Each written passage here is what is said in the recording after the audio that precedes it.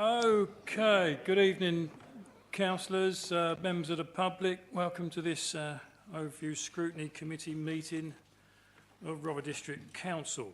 I just say, obviously, if anything goes mad and you hear the fire alarms, then please exit the building via the approved route and assemble outside so you can be ticked off so we know you're not stuck in here. First item on the agenda, minutes of the meeting held on the 16th of October 2017.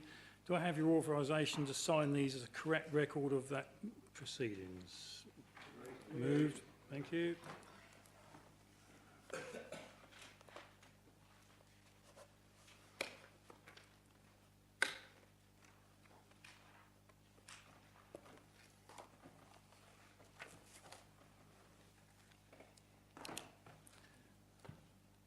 Item 2, apologies for absence. I have received an email from Leader of the Council who is currently at a cabinet briefing in Lewis and hopes to appear at some point once he's finished there, and depending on traffic. So he will be here, but he's not a member of the committee.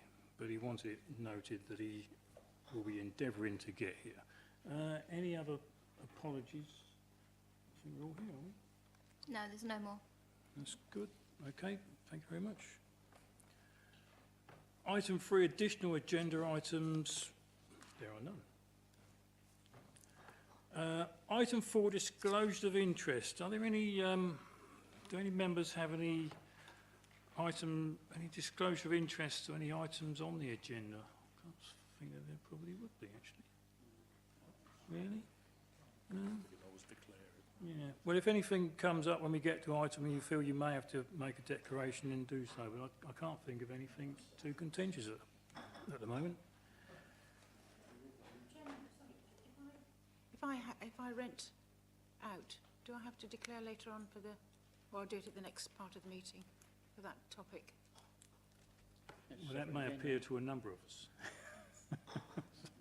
Chairman, if I mean, all the declarations for the whole meeting, because we won't repeat declarations at the next one, we'll just go in. So if there are declarations for all items, sorry, any item on the agenda, they should be made now.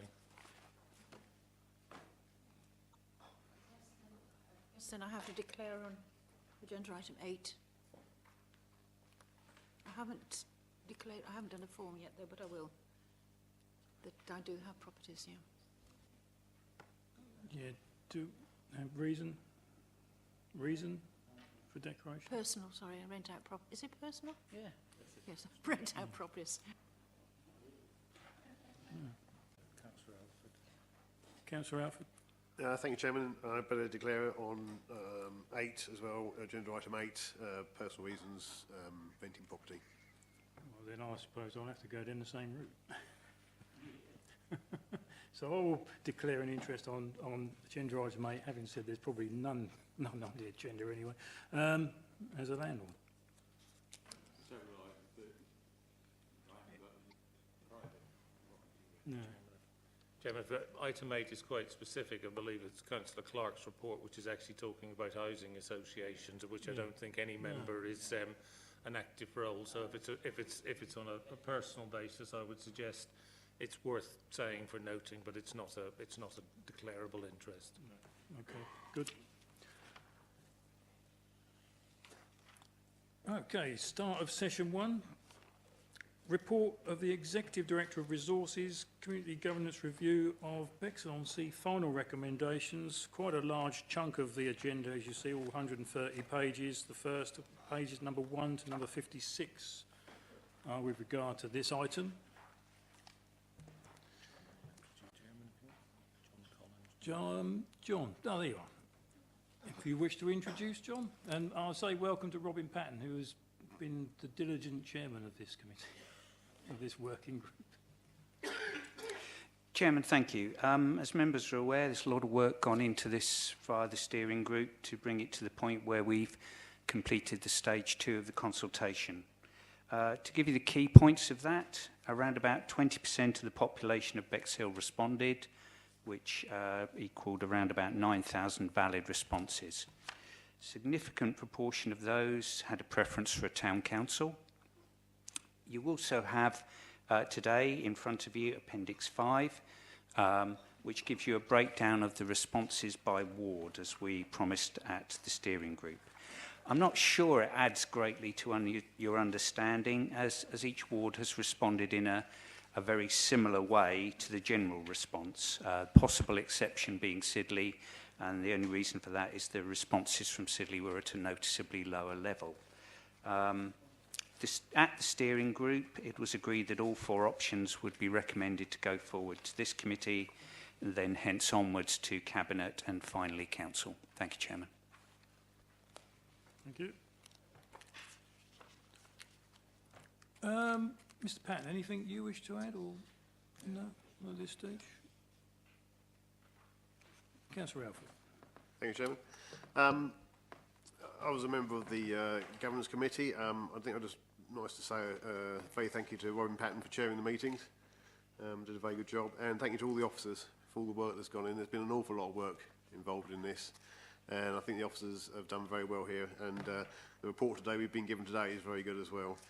At the Governance Committee, the Deputy Leader put forward the original proposal to take all 4 options forward to fully to full council, basically saying that what we were voting on here is a tax-raising body, and I agree with that. I think this needs to be debated at full council for all those reasons, and therefore I would like to make the recommendation that all options go forward. Thank you very much. Okay, do a seconder? No? Councillor Watson?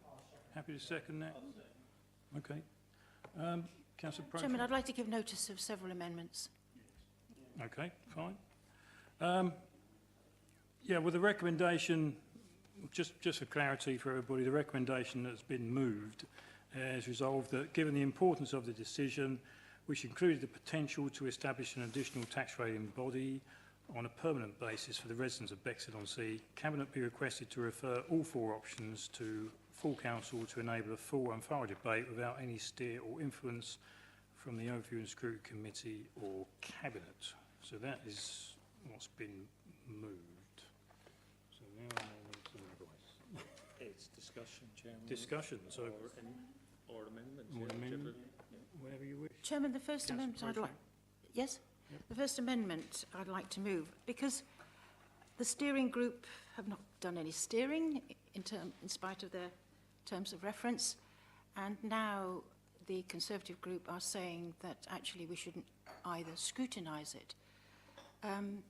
We could have a debate tonight, but what's the point of a debate if the Conservatives are going to send it straight to Cabinet? My first amendment then is that whatever is proposed tonight does not go to Cabinet, it goes straight to full council. Is that illegal? As far as I'm aware, yes, it is. But obviously, is it an amendment or is it actually a different proposal? And you'll have to give me a moment to think about that, because but it's an amendment to what happens to it. So yes, it is an amendment. Yes, it needs seconding, Chairman. Obviously. There a second, Councillor Earl, I assume. Yeah. Any discussion on that one? Any discussion on that one? Could I have it as a recorded vote as well? If you wish. 4 members. 4 members. 4. 1, 2, 3. You've got 3.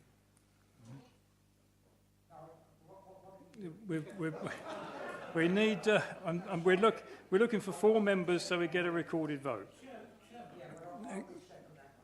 Okay.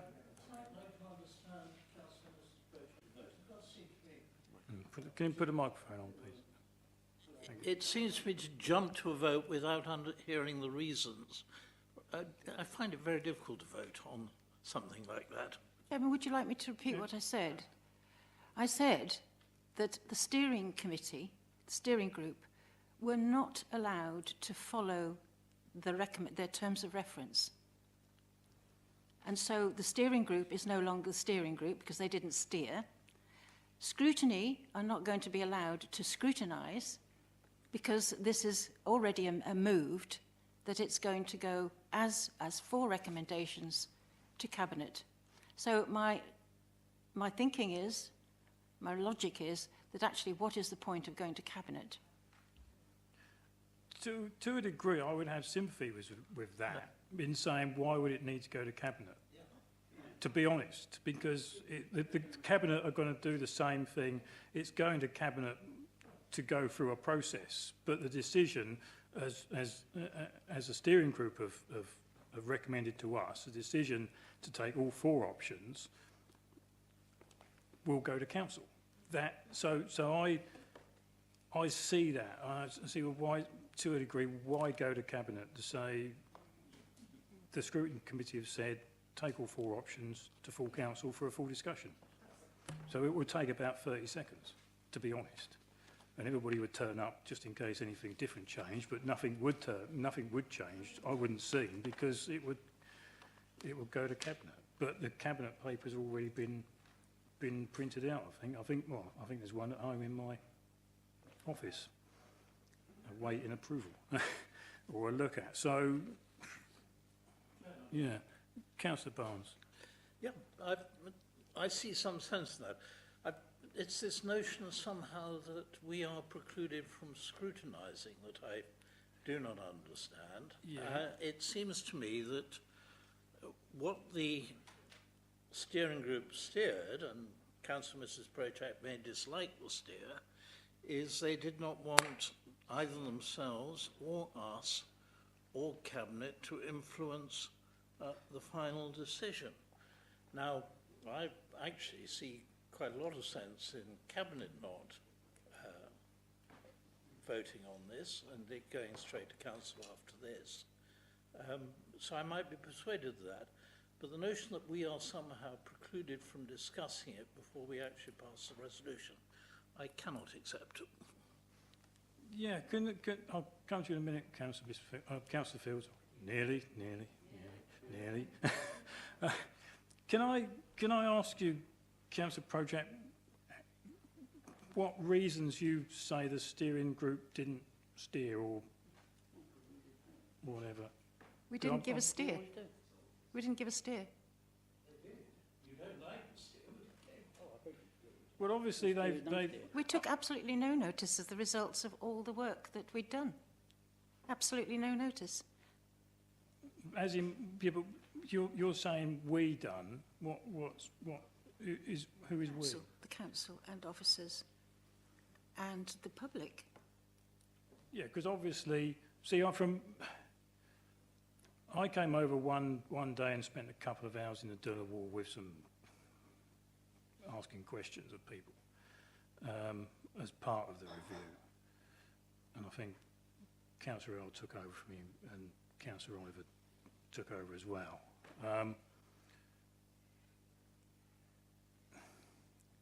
Obviously, you know, best part of 10,000 responses have come in, so that's not to be ignored. I understand many people turned up to the steering group meetings; they were held in public. But I'm not certain where you're coming from to say that we haven't done it correctly.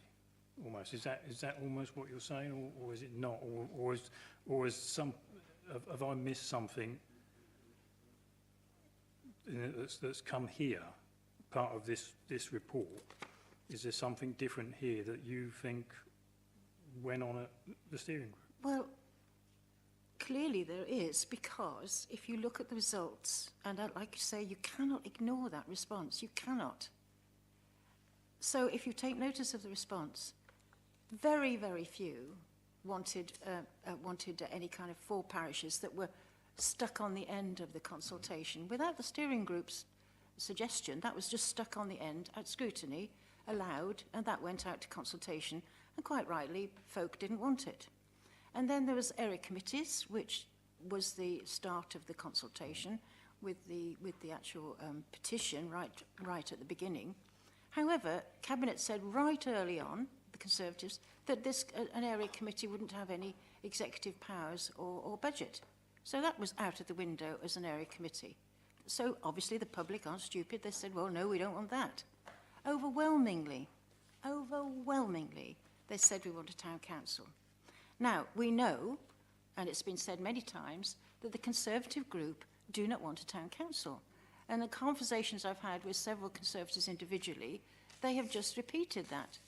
Now, so obviously, what should go to council, Cabinet, it's a waste of time, what should go to council is no action or town council. That just those two should go. And that would be steering. Okay, but I take exception to you saying that the Conservative group, of which I'm a member of, have all made their mind up to say that whatever, because personally, you don't know how I vote and how I feel, but I will tell you now that as a ex-chairman of a town council and as a current vice-chairman of a parish council, and as someone who 10 years ago went to Westminster to support other parishes in the Cinque Ports, of when I was Speaker, to speak on in favour of them receiving powers that were removed from them in 1974 Local Government Act. And after that, now Ramsgate is now a town council. In fact, it is very similar position to Bexhill is now. Ramsgate were charter trustees, and they've now formed a town council. And Folkestone did, I think, in 2006, similar position. And the question, sort of, I looked through, you know, all the paperwork that Democracy of Bexhill have sent me, and there's a lot of stuff in there from all these town councils across the UK, but they don't mention the two which are arguably the closest to them and got the most in common with them, which could be easily said Folkestone and Ramsgate. And I think Margate have done a referendum, I think, but I don't know what the outcome is because their webpage wasn't very clear. That was done about 4 years ago, I think 3 years ago. But I know that Ramsgate have very recently formed a town council, and Folkestone formed one, as I said, about 12, 14 years ago. And they're similar to Bexhill, a coastal town with a population of around about 45 to 55,000. And I will say another thing, one thing that I'm slightly concerned about was the mention that the town council in Bexhill would only cost you £8 a year.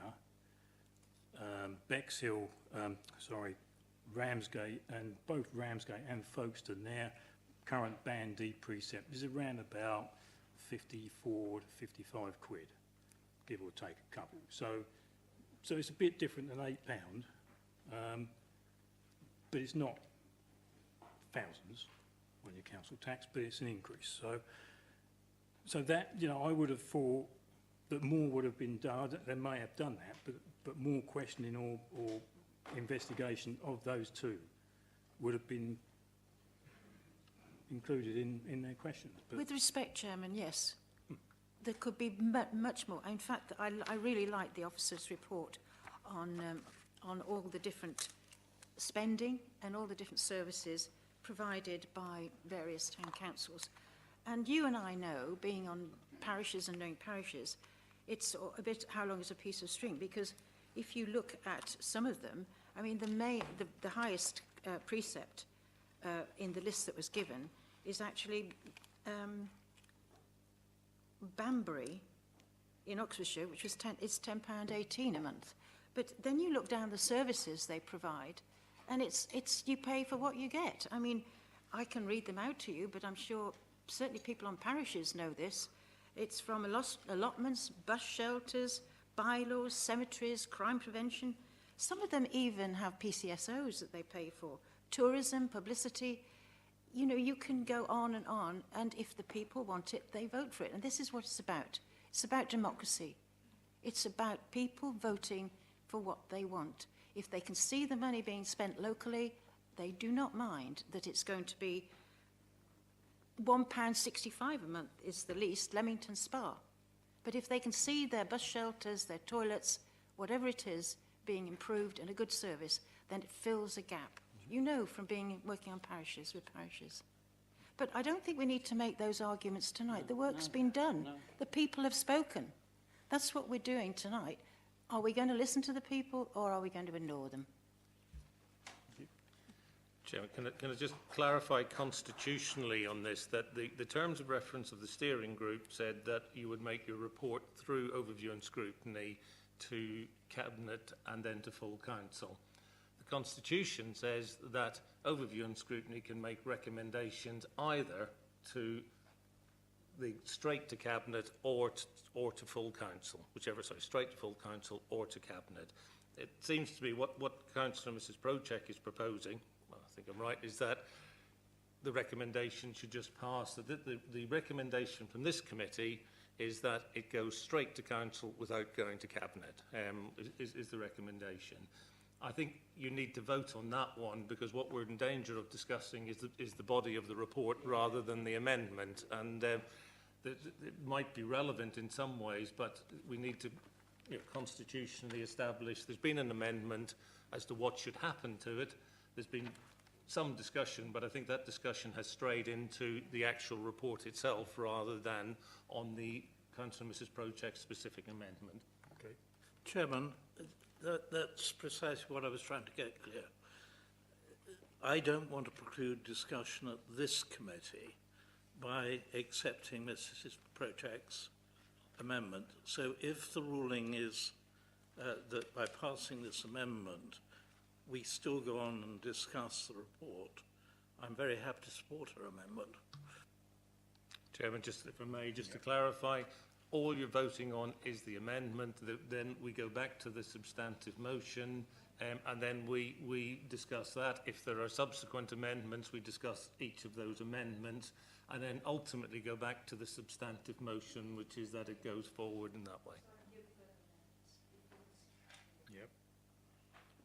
Well, is that your wish then, that we vote on Councillor Prochak's? So instead of it going via Cabinet, we just go straight to Council, which, to be honest, seems sensible. Do you still want to have a discussion on the AB that? Sorry, Chairman, just for the bit, I think the question the committee might have, having pressed you to take a vote on it, is if you want to have a discussion here, then probably now is the time to have that discussion and then vote on it, because the danger is once you've voted on that's what's happening, well then actually it just passes straight through. So if the purpose is to, and I don't for a minute suggest that that's what Mrs Prochak was suggesting, if the purpose is that there's no further discussion here, then have a vote on the amendment and it goes straight through to full council. If you want a discussion, then worth having that. Chairman, I'll try not to be flippant. Then you would like me to move my further amendment, which is that only two options go forward for discussion at full council. One is no change and one is a town council. I cannot imagine that scrutiny, anybody, will allow no change to be struck off at this time. Would they? If they would, then I'm happy to move that a town council goes forward. Yeah, I can see a point that area committees is quite satisfying that on the responses, I think there's been very few responses from parishes, but two of them were mine. One was Icklesham and one was Canberra, I believe, and they both had no interest at all in area committees. And also they didn't want Bexhill's town council to cost them any money. Potential. Chairman, if I may, sorry, just to keep us procedurally online, the issue with is that can be a discussion, and you can have that discussion. And if Councillor Mrs Prochak is agreeable, I would suggest that in effect that amendment is taken as the first amendment, because that allows a discussion. The second amendment is actually what happens after that discussion. So it would be a vote on the first amendment, the second amendment, I'm beginning to sound like an American politician now, but that the issue about only taking 2 options forward is something that is discussed now, and that you leave the other one till the end, and Mrs. Prochak and the proposer and seconder would stand for that one. Sorry to complicate it, I'm just trying to keep us on track constitutionally. Yes. And so, Chairman, if I may, I don't believe there was a seconder as yet. There is now. I was just trying to gauge, because nobody was actually giving any indication that they would object to just the town council going forward to full council for discussion. No, I personally, I would prefer to have more things to discuss at full council. That's all. You know, that's from my point of view. So, you know, Councillor Field, you asked some time ago. Well, yes, thank you, because I'm rather baffled by this whole discussion and this procedure. You know, I was astonished when I read these papers. I'm no longer on this Council Scrutiny Committee, but I have been involved in other Council Scrutiny Committees since before the end of the last century. And the process is, in my experience, you decide you're going to scrutinise something, you have a working group which really digs into the detail, so it knows what it's talking about. It recommends to the parent body, which is the Scrutiny Committee, and they recommend it further. And I just find it astonishing that we're reading a recommendation here saying we're not going to decide anything, we've done all this work, spent all this money on doing all this work, apparently for nothing, and it's going to go straight to full council, which is fine. But my question is, because I understood that full council was constitutionally only responsible for the budget. This is, I suppose, tangentially a budget matter, but fundamentally it's constitutional. So my real question is, when full council has voted, does it then have to go back to Cabinet, which may well do what it first thought of and ignore council altogether? I don't know what the position is. No. Just to clarify, full council is the ultimate decision-making body, and it deals with budget and changes in policy, of which this is. So therefore, it's a full council decision. Cabinet can't overturn a full council decision.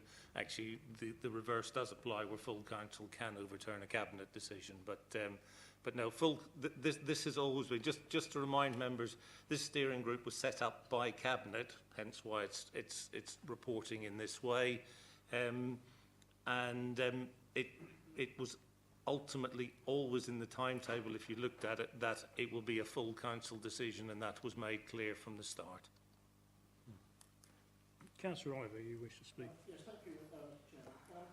There's a couple of points. One of them, you said that the Conservatives, I'm sure, do support Town Council where they have the opportunity of being involved. But in the Collington by-election in October 16, on the manifesto, it said that the Conservatives will not support a Town Council, black and white. So perhaps they've changed. The other point which I wanted to get clarification is in the terms of reference for the Community Governance Review Steering Group, it says to recommend via the Overview and Scrutiny Committee a future form of governance for Bexhill. And you can all see this because that is actually a block graph showing the results of stage 2. 74 area committee, 158 for 4 parishes. But look at that. 8,631. That's broken down so well in the report the officers put in there, ward by ward.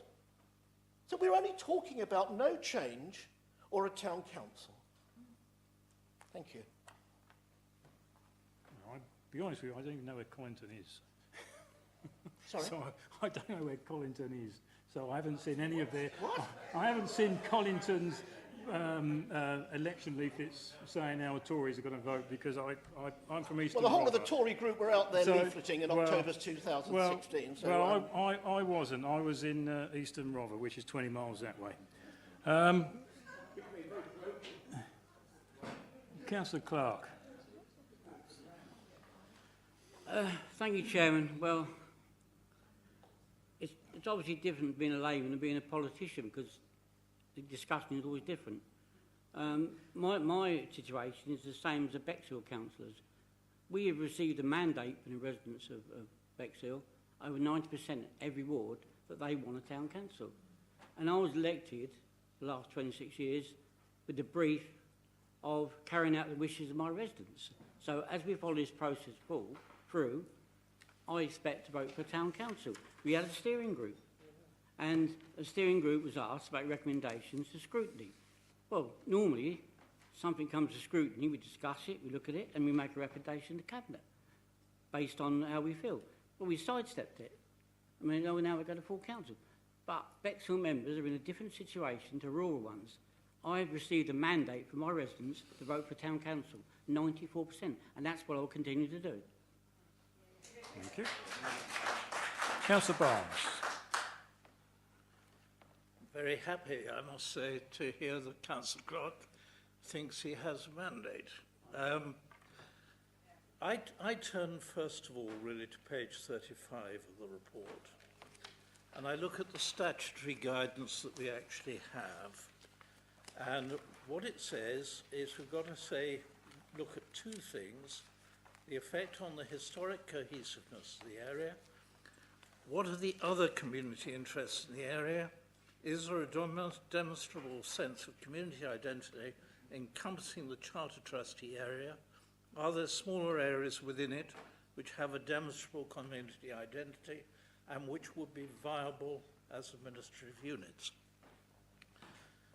One of the things that I moved at the last scrutiny, and it was changed at Cabinet, was I suggested that we looked at parish council areas, and I had in mind, and I said, Sidley. And I say again Sidley because when you look at the numbers voting there, 84% did not express any opinion whatsoever. You are reading into the figure of 16% a mandate to vote for a town council. All we know from that is 16% wanted a town council in Sydney. We don't know what the rest wanted. And that's true, I'm sorry, that is true right across the town. With great respect, nowhere has got more than a quarter of the people, and we're not talking about electors even, we're talking about... Excuse me, no, I know this is a it's a Rotherham District Council Committee meeting which is open to the public, not a public meeting. Yeah. I think so. With the greatest respect, we do not know at this moment what a majority of residents would want. That, well, there may be ways of testing that, but let's see. What I want to talk about is whether we've got the right options. I certainly think we should hold the thing open to full council. It may well be that some of us will want at full council to move an amendment to whatever we put forward or what is in front of the council. I share with the chairman the fact that I'm a chairman of a parish council. There is much to be said in favour of actually devolution, but I have to say certain things worried me about this particular consultation, and I will be quite blunt about them. Roughly half of those who voted for a town council did so on the basis of Democracy for Bexhill leaflets, which suggested you could have it for as little as 15p a week. £7.28. That is in the literature that was put out. Now we know that if it's going to have any viable powers, first of all, you do start with a very handsome base, which is the £42 odd, which actually goes at the moment on community services in Bexhill. But that doesn't cover the cost of what those services do. Let's be quite blunt about that. At the moment, the rural areas are subsidising the town. The rough guess, and it is a rough guess by the officers, of what actually the first year cost would be is at least a 22%, £22 increase on the 42, not 728. I have in front of me the list of precepts for local government across the area. They range enormously, but if we look at, for the moment, the Band D, last year for battle, rather high, so I will use this year's figure for battle. Rather than the 126, I will look and say it is 95.40 for a Band D house. The biggest, actually, at the moment, is 115.59. I'm deliberately taking rather figures because these are what your local councils are voting for. I look again at Rye, which the chairman will know well, and there we have 93.53. You see what I'm saying at the moment? Is this consultation, and I looked at referenda over the years, Welsh referendum, Scottish referendum, Brexit referendum. There is so much fake figure around that I would want people to vote, when they do vote, on a concrete alternative with a concrete cost. Then, in fact, I would be prepared. I know that people don't like listening to facts, but I'm talking about facts.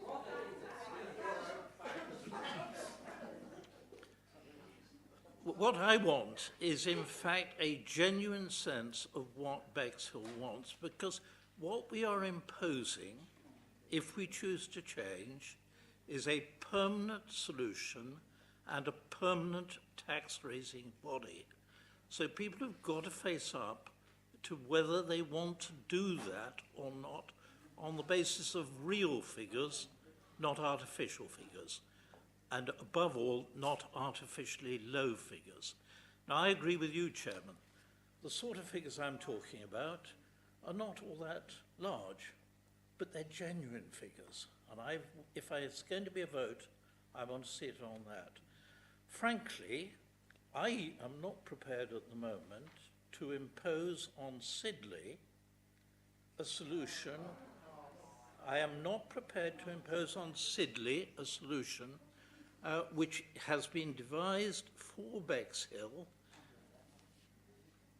and do that when I don't know what the overwhelming majority of Sidley electors believe in. No, I may well move an amendment, again as I moved at scrutiny, about parish councils, not necessarily precluding what you want to do for Bexhill, but in fact allowing certain areas to determine their own destiny. Because I think at the moment we're in some danger, and I think Councillor Mrs. Prochak is in some danger, of actually trying to think that we are dealing with a community called Bexhill. We're dealing with a town called Bexhill. You're not necessarily dealing with a community.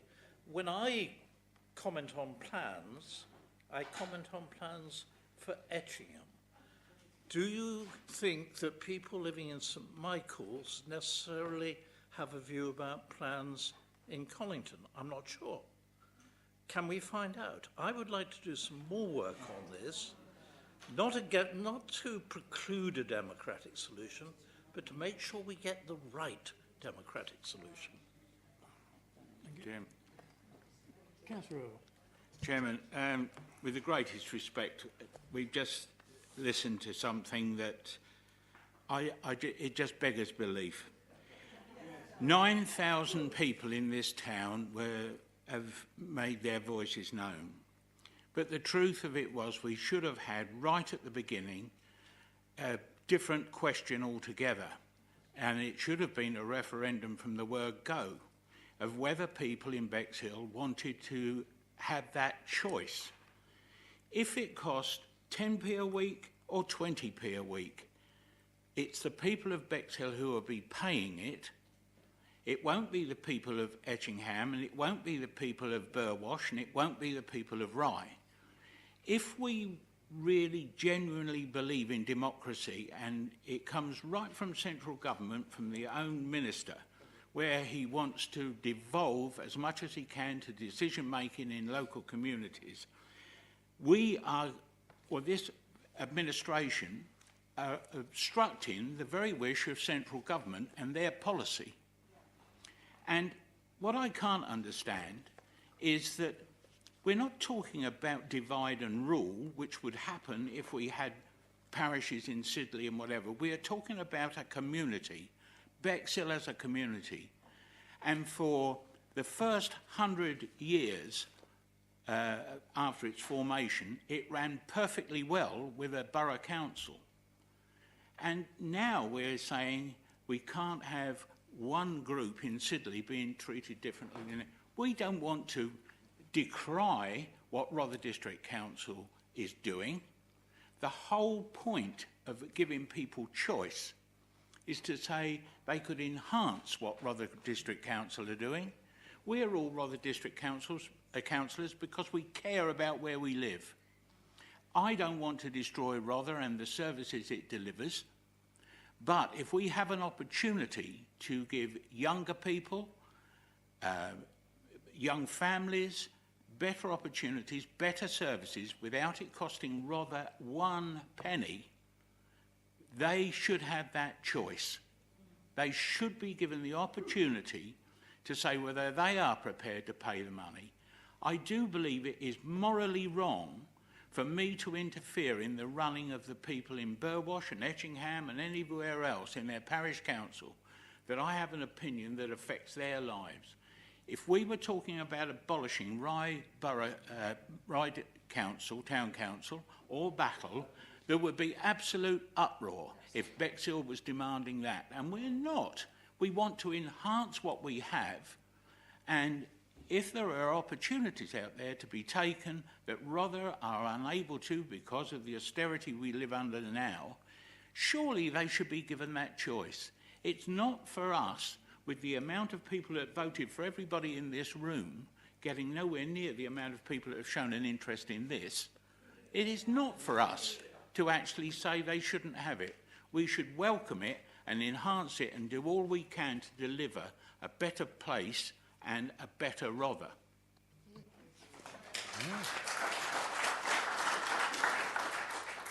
Councillor Watson. I'm just looking at the figures of Sidley, actually, which I don't like the idea of where Sidley would be separated from the whole of Bexhill, I will say that, because I spend most of my time in the town centre when I go shopping and all the rest of it. I enjoy, when I can do, go to perhaps to the Delaware Pavilion. I am not separated, and I don't think the majority of my residents are. I know they're not. I know that would be people would be going down the bus with the shining lights for that, and that is a fact of life. And we hope they will come up and see us, some people living in Bexhill, on the 29th when we switch air lights on in Sidley. We are separate communities, this is very true, and there is a difference between the communities, but we still are Bexhill Sidley ward, and that I think this really, really annoys me, and sorry John, but it really, really does, because I feel passionately about Bexhill, I feel passionately about Sidley, and we don't always have the most best things said about us. Sidley I'm talking about now. But anyhow, we just take that on the chin because we're a pretty tough lot up there. But anyhow, I look at some of the numbers down here, Chairman, again relating to Sidley. We had 720 responses from Sidley ward, well below for the average for Bexhill ward, and only 8% of responses. Looking down to some of the others, that it is much more up. St Mark's, St Michael's, St Stephen's, really quite reasonable figures, I think, in contents. Some are more than others. I think in some ways, no, I think in lots of ways there has been a clear message that's come from the people of Bexhill. There really, really has. But it is what worries me is where 79.6 did not feel strong enough to take part in it. Now, there may be a lot of reasons why people don't part. There may be the reasons why the actual we managed to get round. Yes, I would have liked to have got round Sidley a lot more, but it is quite a difficult walking ward to get around and the rest of it.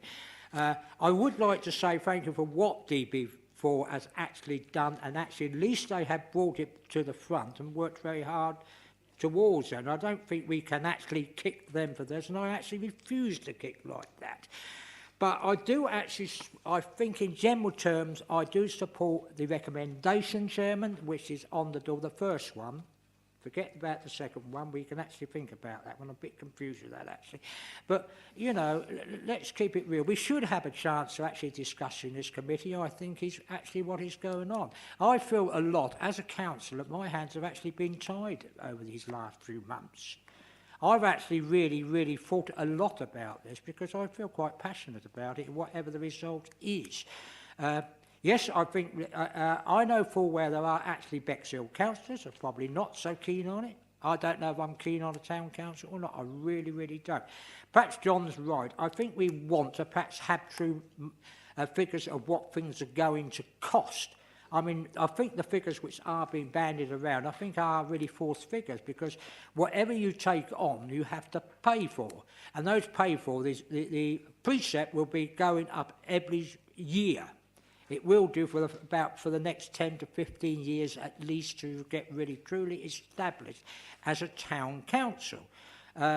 So I think that's what actually needs to be taken into consideration. Perhaps this did not come out at the analyses about it and all the rest of the paperwork that went in. I don't think it did. I don't think really the people perhaps out there have actually been true figures, perhaps even from Robert District Council. I don't know. It's a complicated subject. But what has worried me and saddened me about Bexhill is what the bad feeling which has been caused in this town. It's some of the bad feeling I know some of the elected councillors have felt. I've felt it myself. I had this at the town forum.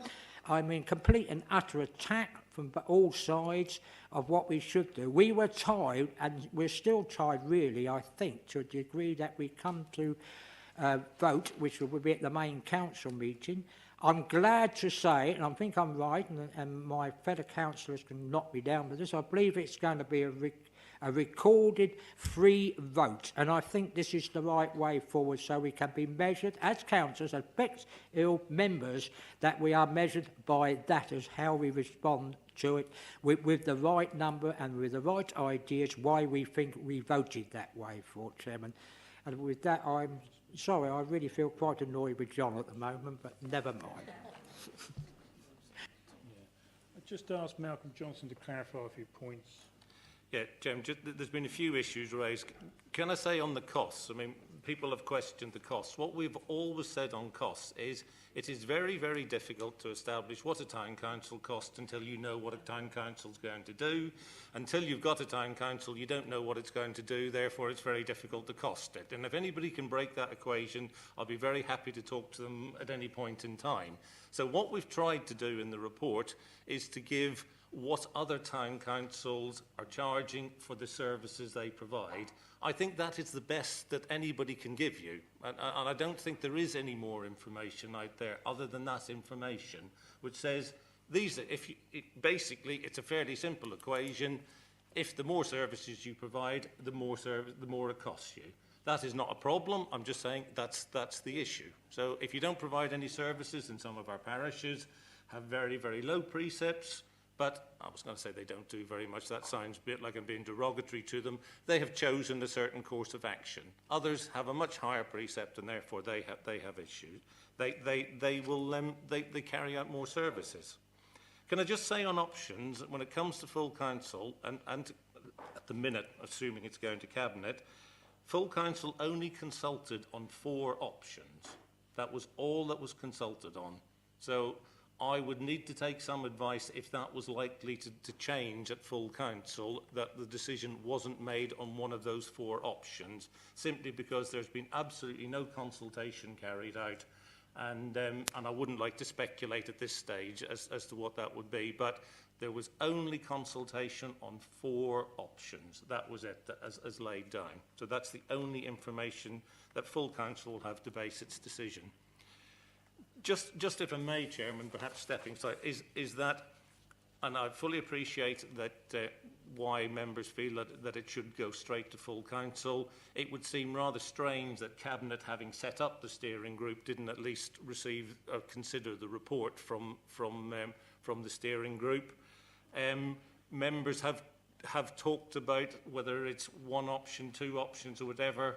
Again, that is a decision for you. The steering group made its recommendation that all 4 went forward. It was entitled to make that recommendation. What it couldn't do was put a 5th recommendation in. That was something the steering group couldn't do because that wasn't consulted on. Sorry, Chairman. Thank you. Right, so are we saying that to keep us legal, I'm not being, I'm perfectly happy to go straight to council, but for legality, we as a committee here did not set up the working group. The working group was set up, as Malcolm has said, by Cabinet. So is it legally Cabinet's gift to receive the report of their, if you like, working group? Do you see where I'm coming from? If we as a committee here had set up the working group as we do with the bulk of them, then it would be in our, to me, as I look at it, it's in our gift to send it to full council and bypass Cabinet if we wished. Chairman, without trying to be more difficult about it, but I think this council is far more likely to be legally challenged over the whole process rather than whether it's decided by steering group, scrutiny, Cabinet or whatever. As long as it's decided by full council, I think that's the main thing. But the process has been fraught, as you've said, Councillor Watson. There's been a lot of debate and sometimes very heated debate over this whole subject because the council from the beginning has not welcomed this consultation. They have actually restricted the budget. They haven't gone for a referendum, which all these other councils have gone for, and that would help you decide because you would have had to accept the referendum result. But no, they didn't want to do that. They didn't even want to accept written representations. It had to be done either on the website or on one of their postcards. They didn't even want to spend extra money, and that was against the law. It was against the law. And they had to change their mind. And so the gap was filled by this amazing organisation, cross-party, remember? Cross-party organisation, who then leafleted and gave postcards to people, which rather had to accept legally. So whether we go to scrutiny, whether we go from scrutiny, I don't think it matters. I think what matters is that this process could be flawed if this council decide they're going to ignore totally the responses. We can always say, oh, 70-odd%, the silent majority. The silent majority have spoken. We wouldn't be sitting around this table if we said the silent majority haven't spoken. You have to accept, and it's an amazing result. You can't deny that for Bexhill. It's an amazing result. And on the steering group, I had the privilege of standing in Bexhill talking to people, and it was, of course there's a community spirit in Bexhill. Of course there is. And I was impressed by it. And the result is this 9,000. And I think that's where we could be challenged, if this council just turned their back on that result. Well, I always say, someone always says to me after an election, oh, well, 40% of the people didn't vote for you. I say, well, 40% of the people must be happy with what I'm doing then.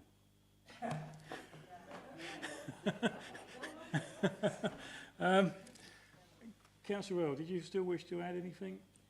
The only thing I was going to say on some of the points that Councillor Watson made was the fact that whatever the cost of doing the job, I would hope that collectively, the residents of Bexhill, if they have shown a clear steer that they want to have a town council, they cannot set a precept until they have a budget, a programme, a plan of what they were going to do with community work, whether it be with the county council or with Rother, joint working on other issues. So it's a bit of a fallacy to say, and I really support what Malcolm said just a second or two ago. Until you have a budget and you know what you're going to spend the money on, we're talking about fictitious figures because we don't know what the plans of that council would be. All I would say is, wherever it goes for the final decision, the earlier that we can actually help the people choose candidates and whatever to get into it, non-political, if they, whatever it may be, people that are genuinely interested to create the vision of where it's going to go, the better idea we could be in being honest in what they were going to receive for their money. Because at the end of the day, if the current council, the full council, do not devolve enough powers to do the job properly, then it'll be just a talking shop. We want to be given the opportunity to do the job properly. Thank you. Bring in John Collins. Chairman, thank you. I just wanted to raise one point on the legality. I'm certainly not getting into the rights and wrongs of any of this, but in the terms of reference for the steering group, it does clearly say to recommend to Cabinet by OCS. So I would say on the legality of the process that if we are following our terms of reference, that is what the terms of reference say. Okay, all right. Councillor Field, you indicated some time ago, are you still relevant? Well, yes, I would really like to, because I think we all need to remember that what has happened was a consultation and not a referendum.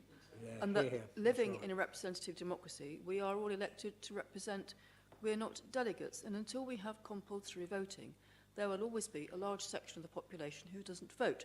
And if you go around knocking on doors at election time, as I'm sure we all do, you will find that those that aren't going to vote are those who don't care. I don't care what you do, you know, I'm not going to vote, I'm not going to bother sitting out, I'm going to watch the telly instead. So I think you can't make any judgments at all about those people. I think what we need to remember is that of those who did vote, outstandingly, the answer was for a town council. And to reassure Bexhill residents, really, Battletown Council is warded. There are 4 or perhaps 5 wards that make up Battletown Council. One of my smaller parishes is made up of 2 wards, and the councillors on those councils act strategically for the good of the whole parish and the whole town. And it's not a divisive thing at all. And the last thing I would remind people, as I'm sure you all know if you've been to parish council meetings, is that precepts go up as well as down, and sometimes they stay the same. So it's not an inevitability that if you start at A level with your precept, it'll be more next year and more the year after. It doesn't happen like that. Councillor Elliston. Thank you, Chair. The next Cabinet meeting is next Monday, and then presumably it'll be just passed through that after a few words and to the full council. So, Councillor Watson. I was just going to say, Chairman, I think if there's a legal angle, which has come from Mr. Collins over there, I think that is the road we should actually take, Chairman. Yeah, I was wondering that, Councillor Mr. Prochak, given the confirmation, if you like, that... I don't think terms of reference were legal documents. You want to come back, John? Chairman, it is what the council has agreed as the scope of this review. It is an important review, and I think to be seen to not follow those terms of reference would be questionable. That's the point I make. Councillor Barnes. Chairman, I have no wish to prejudice the process. I have to say, one of the few advantages of going to Cabinet would be that they could consider in slightly more detail what is going to be done.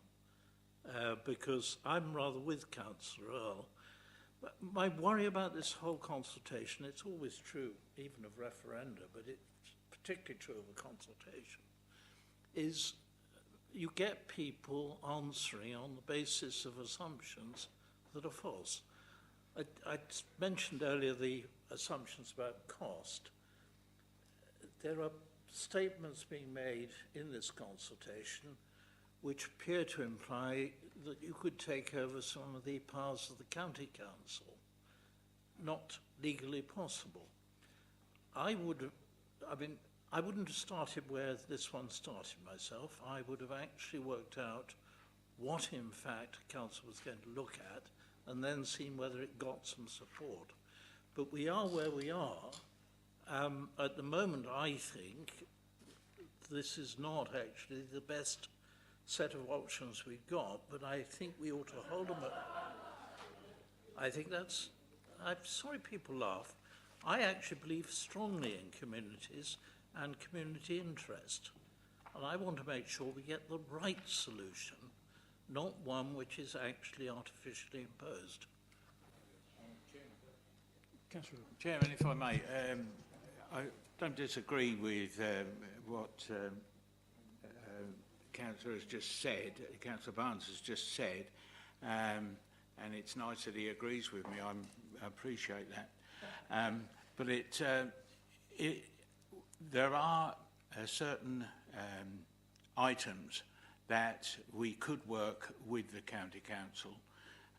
Before I got into this debate and before I made any comments at all, I checked with the Chief Executive and the Legal Department at County Hall on several small issues about where joint working could be done with the Town Council, the same as it is done with Rother District Council, and providing the business plans and whatever are put forward in the proper way and discussed with the senior directors, there is no reason at all that the council couldn't work together. And just to support that, they do. You know that, Councillor Barnes, that we work with county, the precept in Robertsbridge, we put something towards it, and we do with the county. The county do the work, and we work together. Chairman, of course I know that. We have community match. We can do things so long as we are prepared to put up half the cost. You have to pay for the engineering cost up front because they won't do it for nothing. They don't work out the details. So, yes, of course there's cooperation. What I think Councillor Earl was saying, and I feel much the same about this, I would like to see people expressing a view on a concrete proposal, not a vague one. I think perhaps what Councillor Barnes is doing is quite a normal technique for kicking something into the long grass, because you say... because it's picking on the details, which we know can be sorted out. And certainly the steering group had a lot of information. The steering group had a huge amount of information, and officers worked really hard to get us that information. We also had consultations with SALC and all that experience. So we have gone into the detail. So I think now is the time to step back and say, what is democracy about? And there is a cost to democracy. And I think it's just time to look at the global picture, accountability, those kind of issues. And it is government policy, as has been pointed out. They are very much in favour of devolved government. And so let's look at the bigger picture, the strength of democracy, the strength of it. And instead of trying to kick it away and saying, oh, well, we don't want to lose power, whatever it is, let's look at the overall project here. We can't suddenly backtrack and say parish council for Sidley. We can't do that. We can't that would be going against the legal requirements. That would be breaking the law, as it were. So we can't accept other models. even if Councillor Barnes think they're a good idea. We cannot accept them. What we should be doing now is looking at the big picture. And decisions made locally, accountable decisions, are always better than ones made higher up. Chairman, I have to say, people aren't listening to what I'm trying to say, which is, let's get the right decision. I don't want to leave something floating in the air, and the reason why I think scrutiny should be talking about what sort of options, and I'm sorry we can't talk about, but I accept we can't, and therefore I'm not going to move anything about Sidley. I think we should be looking in some detail at genuine costs and genuine functions. And that probably can only be done by Cabinet before it goes to Council. So at the moment, I'm trying to... everybody talks as if I want to stop something from happening. I do not understand that logic. What I want to do is to make sure that what happens is what is genuinely effective to handle community issues and whether we've got the right community. Those are the questions which we need to ask. I think we can only put them to Cabinet. Yeah, I can see where you're coming from, but equally I can't, if you know what I mean. I think...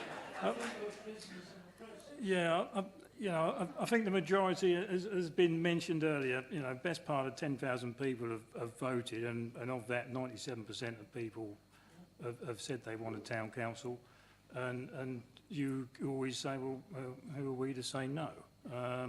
So, especially living 20 miles away in Playden, where probably no one knows where it is anyway. So that's the sort of difficult we have. I can see where you're coming from by saying, well, as long as people know it's going to cost. But then, to be honest, I've been a member here, or I've been an elected representative, if you like, since 1999 somewhere, and I've always thought that probably 80% of the people don't even look at the council tax bill and know where it goes. They just look at the figure they have to pay every month and think, crying out loud, that's a lot of money, but that's it. And they assume that all of it comes to this town hall, which in some respects it does, but 90% of it disappears again to the parish councils, except in Bexhill, where it goes into special expense.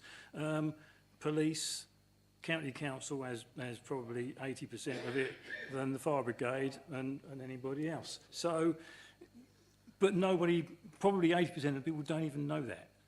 And I could be quite blunt about that, because when was the last time you looked at your council tax bill and really figured out where it went? You looked at who sent you the bill and how much you got us pay them, and that is basically it. We're sort of going around a bit of circle here. I'm sort of slightly concerned. I'm slightly concerned with Councillor Prochak's amendment to bypass Cabinet, although I can see merit in that. But Cabinet set up the working group, and John has said part of it was it goes to Cabinet. Who's switched on? Yeah, you're on, Sue. You were on there. Yeah, there you go. Thank you. Thank you. If I withdraw that it does go to Cabinet, that will give us an opportunity to put in a minority report, which will perhaps fill in some gaps that Councillor Barnes is talking about. I don't know. We could put in a minority report, but obviously that will be ignored by Cabinet in the sense that they will not take any notice of it. They might talk about it, but that will be it. I predict that. I could put money on it. So then what happens to that minority report? Does it go straight, then go to Council as part of the debate? In which case, I still think the amendment that it should be either no change or Town Council should go forward. Mm-hmm. So, Chairman, just to clarify, I'm assuming that Councillor Mrs. Prochak is withdrawing the original amendment, the first amendment. Sorry. The issue on the table is for this is does it want to pass everything through to Cabinet or just Town Council or no change? And that's the straight vote. If that fails, then we go back to the substantive amendment.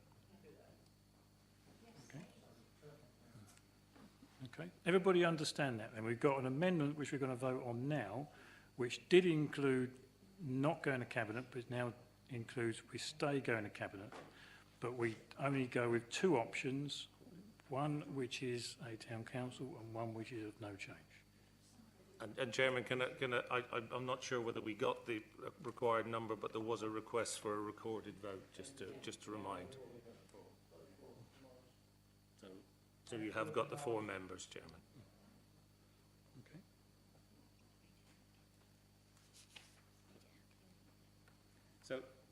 Sorry, Chairman, if I may, can I just what the proposal is that rather than the substantive amendment that's in the report, it's that it will be an amendment to that which will the Cabinet be requested to refer 2 options to full council, i.e. a Town Council or no change, to enable a full and thorough debate. Is that my understanding? So we're inserting, so rather than in the 3rd line for those members, Cabinet be requested to refer all 4 options, it will read 2 options, i.e. no change. Better name the options. Yes. Well, yes, we will name the options, which is no change or a Town Council or a Town Council or no change, whichever order. Yeah, if we don't mention it, we might end up with an area committee and 4 parishes, and that would just be... So that is the vote, Chairman. Is that clear? Yeah. Is that clear? Sorry, Chairman. So 4 is supporting that. Against is obviously against it, just for the absolute clarity of members. Yes, you have the option to vote for 4, against or abstain. So you just need to say to me 4, against, abstain. I'll call your names out in alphabetical order. So it's Councillor John Barnes. Against. Councillor Browne. Against. Councillor Clark. For. Councillor Curtis. Councillor Earl. For. Councillor Elford. Against. Councillor Elliston. Councillor Osborne. You can abstain if you want to. No, I'll abstain, yeah, I will. Councillor Potts. Councillor Mrs Prochak. Councillor Stevens. And Councillor Watson.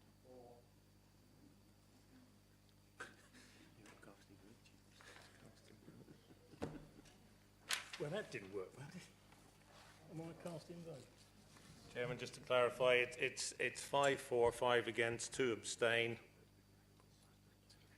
I'm just checking we have got the right number of people, so it's a chairman's casting vote.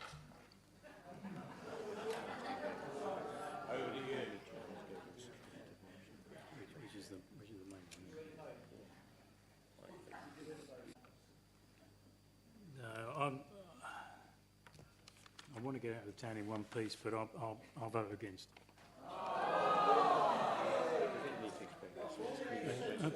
I think I just explained the chairman usually goes with the substantive motion of the agenda, so that's what I've done. So then you've got a mover and seconder for this one, Chairman. You need to take the vote. So I've got recommendation be resolved that given the importance of the decision, which include the potential to establish an additional tax raising body on a permanent basis for the residents of Bexhill-on-Sea, Cabinet be requested to refer all 4 options to full council to enable a full and thorough debate without any steer or influence from the steering committee, from the Overview and Scrutiny Committee or Cabinet. That has been moved and seconded. Do you not wish? You don't want any further debate? I think we've done. Well, I know exactly what you want. So, well, if there's no further debate, I'll put that to the vote. All those in favour, please show. 1, 2, 3, 4, 5, 6, 7, 8. Any against? 3. Okay. Right. That closes this part of the meeting at 17 minutes past 5. Thank you very much for your attendance, ladies and gentlemen.